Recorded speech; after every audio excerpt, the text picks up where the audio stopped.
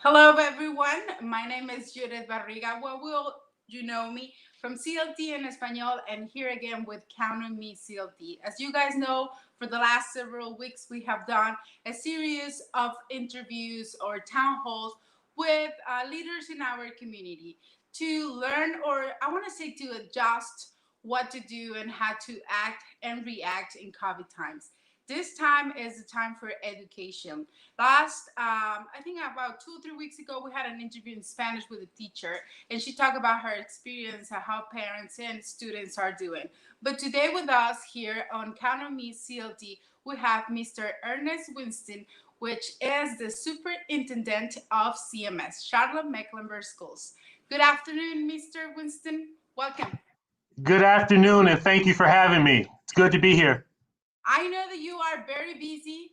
Even though schools seem that are not open, you guys have a lot of work. Yes, and I will say that although our students are not inside of our school buildings for in-person learning, our schools are open, our teachers are in classrooms teaching remotely, and today we brought back a subset of our exceptional children students. Yeah. So our EC students, our students who need some additional support due to disabilities that they may have. And so we brought back those students into our buildings, and I had the pleasure of visiting several schools today. And I saw our staff members working extremely hard. Our students were glad to be back. And our teachers and our school-based staff, our principals, have done an extraordinary job welcoming our students back into the classroom. And today was the first of many first day of schools that we will Yeah. have in this school year. So, how did the CMS became with the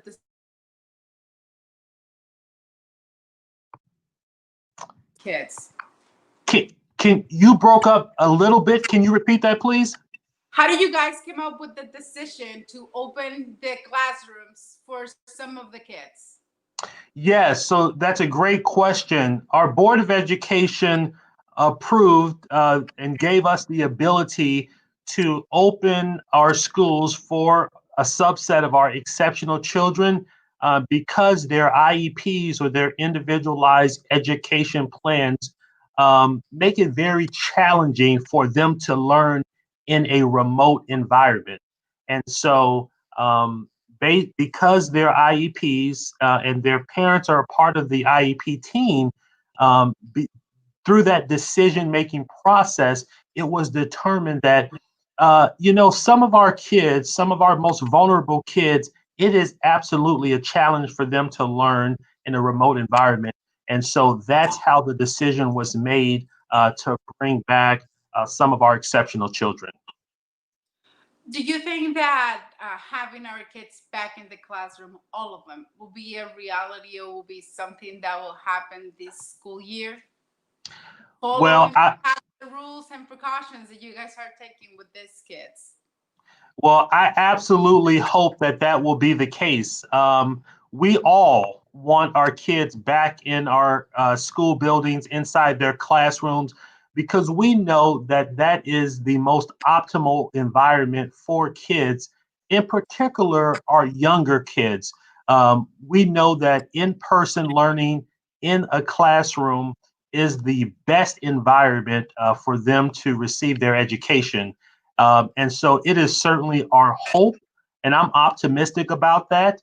But we don't want to bring them back if it's not completely safe for them to be able to learn and thrive in that environment. So we want to do so when it's safe for us to do so. We are almost 2 months into the school year, right? Are we Yet, still having some issues? What is the experience, from the teachers? Let's start with the teachers and then we go as parents, right, with this virtual school because I'm sure that everyone has an opinion. But as a school system and teachers, how this is going? Are things getting better? yes, I will tell you that if you look back, back in March, when we had to abruptly move into a remote learning environment. March the 13th was the last day of school in-person learning for students. And if you compare the experience that families are having today versus that experience in the spring, I believe that most parents will tell you that they're having a better experience. And so we have tighter expectations. The expectation is that all school students will receive grades, um, and attendance is being taken. And so I think the expectations are clearer. And I will tell you that I know, even with all of the improvements that have been made, that it continues to be a challenge for some of our families. And we understand that. And that's why we want to be as flexible as we possibly can. We want to provide our families grace because we believe that is needed. And we ask that our families extend the patience that they so wonderfully have shown us throughout the spring. Um, so families have continued to be patient with us. I will tell you, because this is a new environment, this is new territory for all of us. Given all of the different variables and the circumstances that we've had to confront, both families, teachers, students, I will tell you that I am proud to say that our families, our staff members have really embraced this challenge. And so I'm glad that people are showing patience. And I really do look forward to the day when more of our kids can come back to the classroom for in-person learning. I don't want to laugh about this because it's a serious matter, but the truth is that a lot of us are going crazy with the kids in the house. You are a parent as well. I know you're working, looks like you are at the office. You're a lucky one that can just get out of the house, and leave the kids at home to study. But for a lot of us, it has been very difficult. What can parents do to make this easier?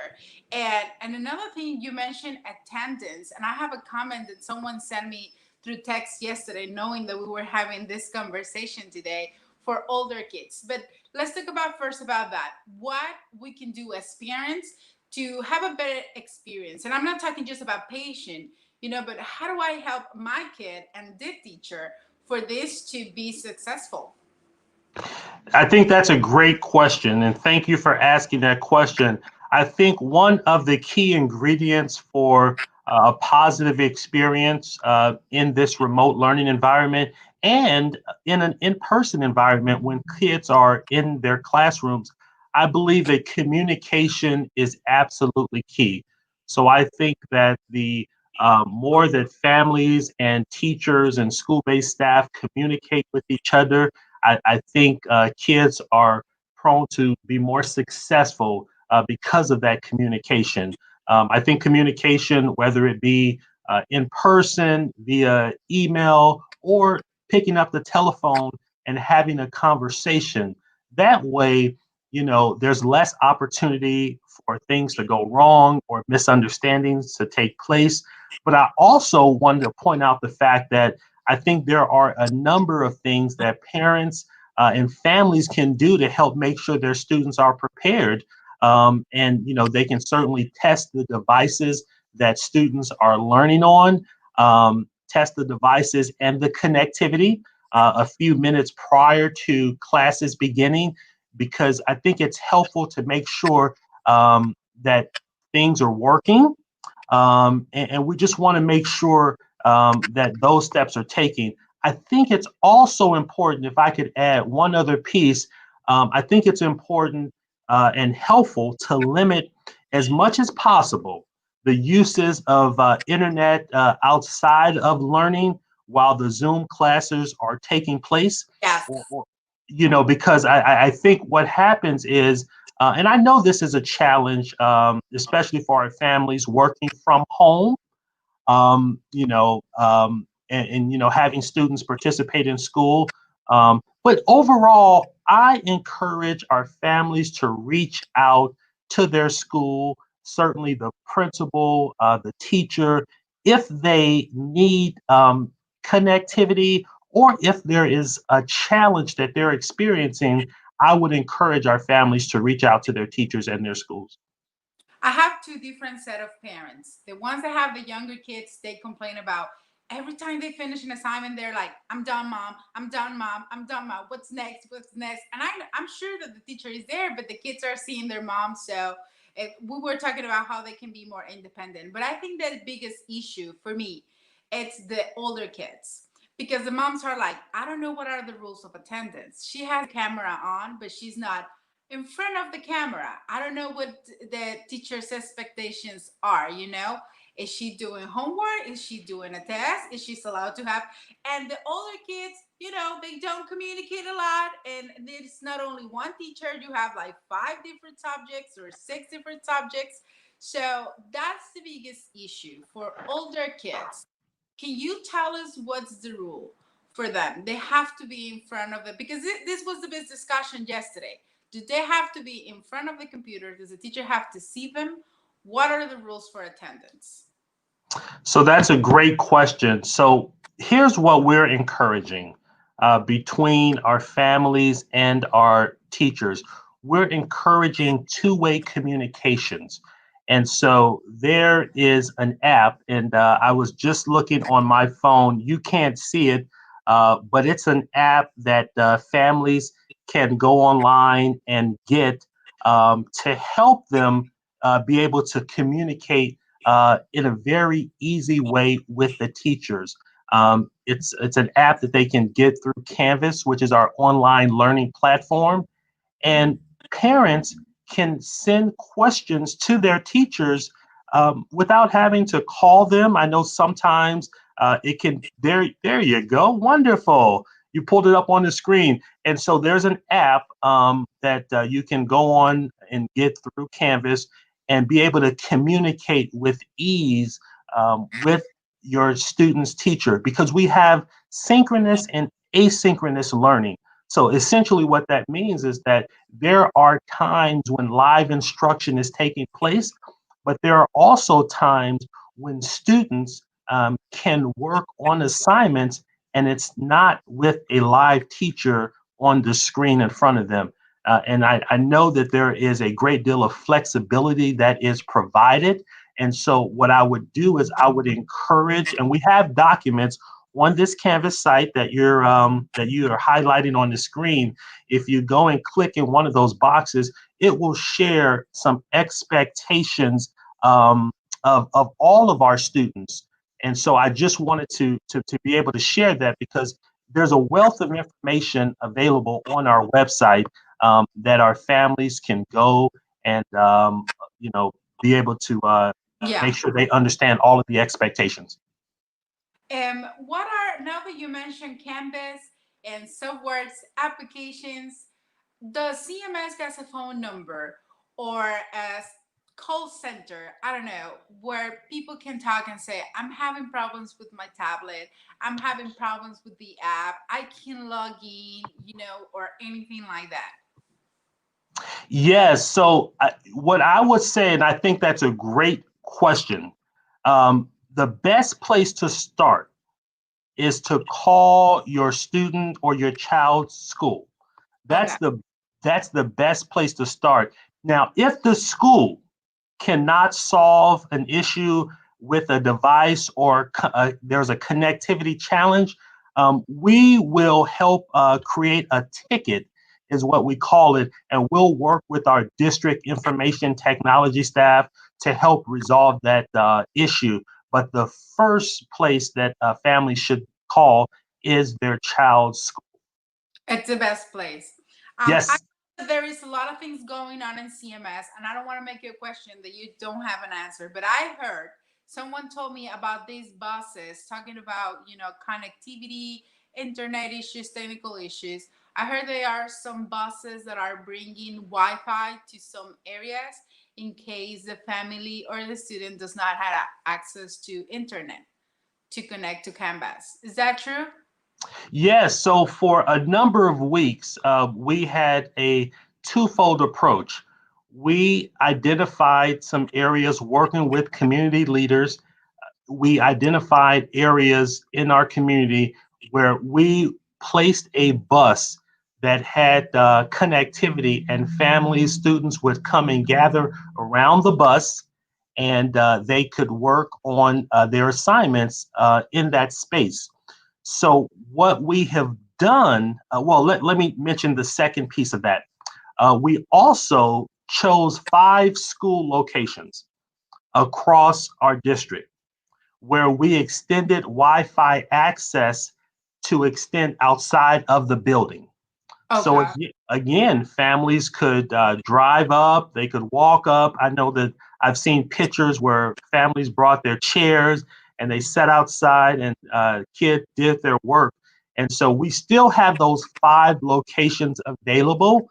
What we, as of last Friday, we discontinued the 2 buses that were spread out in the community. And so, but we still have the 5 school locations that families can visit and take advantage of the free Wi-Fi access. Okay. So where we can find all these locations? CMS website, I'm assuming. Yes, and I'm happy to share that information with you. I can share that information with you so that you can share it with your viewers. Yeah. Absolutely. What we're gonna do, remember, we always share everything that we're talking about, CMS website or the campus website. All these things we always share it on the comments. And if you guys want to send a question through the comments, that would be nice. Instead, sending me your text and my private phone. We are talking with Superintendent Esther Winston, Ernest. I'm sorry, Ernest Winston from CMS Charlotte Mecklenburg Schools with Count on Me CLT. I know a lot of things have changed. We are kind of, and I know people hate this phrase, but back to normal, kind of. At least we're not in lockdown anymore. We are able to go whatever we want if we take our precautions. Remember, wear your mask, 6 feet of distance, wash your hands. And well, the only thing that hasn't go back to normal is the school. Our kids are at home with virtual learning, and I think the whole family is learning. Really, we are back. I don't want to say we're back on time because we're using virtual learning, everything is through internet, but it's kind of back on time when mothers and fathers, parents, family had to sit down at the table and learn and study. And I think it's a awesome opportunity for us to even learn how our kids learn. I think so, to actually know our kids. Before we go, one of the common questions that they are, they just I'm not, and I'm reading this. He just mentioned about internet time after school and before school. When is the school over? Homeworks, projects at this, etc. Like we spend all day in front of the computer helping them with their assignments and everything else. Then we have a recess, and sometimes we have to go back. Do we still have to do homework and another assignments, or one virtual school is over, it's over? So the expectation is that there is homework that Okay. that students do have to complete, and so that is an expectation because that is an extension of the learning day. So there is an expectation that students do complete homework assignments. Yes, ma'am. And if I could follow up, we had talked earlier about the 5 school locations where we have extended Wi-Fi signals from our schools so that we could deploy some mobile access points. So those schools are Hidden Valley Elementary School, Renaissance West STEAM Academy, Marie G. Davis, Okay. University Park Creative Arts Elementary School, and Starmount Academy of Excellence. And so I just wanted to say that the Wi-Fi access at those 5 school sites are available on weekdays, Monday through Friday, from 7 a.m. to 4 p.m. They sent me another question about the special needs kids that you mentioned that they started this school today, or some of them. They Yes. asking, how do I know my kid used to have a special, she's saying a special treatment at the classroom. How do I know if he's supposed to be at school right now? It looks like he had a IEP or something like that. So, or yeah, So there was a review of the IEPs, and IEPs. the IEP team, which includes the parent, made a decision that it was best for the child to receive Okay. in-person learning. So if there is a question, what I would strongly encourage is that the family reach out to the school, to the principal, and have that Mhm. conversation, be able to ask that question. I think that's a great question. What is CMS doing? Again, I'm reading. Send your comments. What is the CMS doing to protect their teachers and staff in the school system? Are they following the rules? Are they wearing their mask? Are they what is the protocol that CMS is following for the employees? Thank you for asking that question. I really do appreciate that. In my visits to a handful of schools today, I saw all staff members had their mask on. From the moment I stepped foot inside the school, all staff members had their mask, and everyone who enters the building, including myself, we had our temperatures taken. And so that happens to everyone who walks inside of a school building, whether it's an adult, whether it's a child. We have our special enhanced cleaning that is taking place inside of our school buildings. Our custodians are doing a phenomenal job keeping the buildings clean. Teachers also have protective gear. And so, for example, I know that teachers, in addition to the face coverings or the mask, some teachers are choosing to wear shields over their face as well. And so there are a number of different steps. And one of the things that I also want to highlight is that every morning, every CMS employee receives an email, and they are asked three questions. It's a symptom screener. And again, this is just one additional layer. Um, so when you look at all of the different measures that the district is taking to protect both our staff members as well as our students, I think we've done a pretty good job of creating a sense of safety and an environment where teachers and students feel comfortable learning and teaching. Well, Mr. Winston, thank you very much for you taking a little bit of your time and have this conversation with us. I think Charlotte needed to hear this from you. I hope that everyone learned something, or take a little bit of the advice. We're going to share websites, links, and everything that we have talked here. If you're just connecting, or if you're just joining this conversation, we talk about special needs went back to school. Some of the special needs kids at CMS went back to school today. We talk about what are the resources for parents, a good way to help our teachers, to keep communication with them, right? With the teachers, to make sure that our kids are learning and do what they are supposed to do. I know it's not easy, but we have to do it. 2 months. I know some of my friends are like, our winter break is here already. Let's say, calm down. We still have one more month, one more, and I'm sure that we're gonna have virtual homework even for winter break. But thank you, thank you very much for connect with us. Please visit CMS website, and of course, count on me CLT, where you can find resources not only on education, but if you are a small business in the Queen City, if you are looking for a place to do testing, if you don't know what are the symptoms that Mr. Winston was talking about, if you need a screening, if you need a test, count on me CLT, you can find everything else. Before we go, a message for your students this year. How many kids do you have this year? We have over 140,000 students Wow. in our district, and we cannot wait to welcome all of them back into our school buildings. And if I could add one final point, people always ask, what can we do to assist? And I believe one of the biggest ways that our community leaders, our partners, our families, everyone in our entire community can help during these challenging times to help defeat this COVID-19 virus. I think one of the most important things that we can all do is to practice those 3 Ws. And by that, I mean wear your face coverings, wash your hands or use the hand sanitizer frequently, and then also practice safe social distancing. I Yeah. think the more control that we gain as a community over the virus, the more students and the more staff we will be able to bring back for in-person instruction.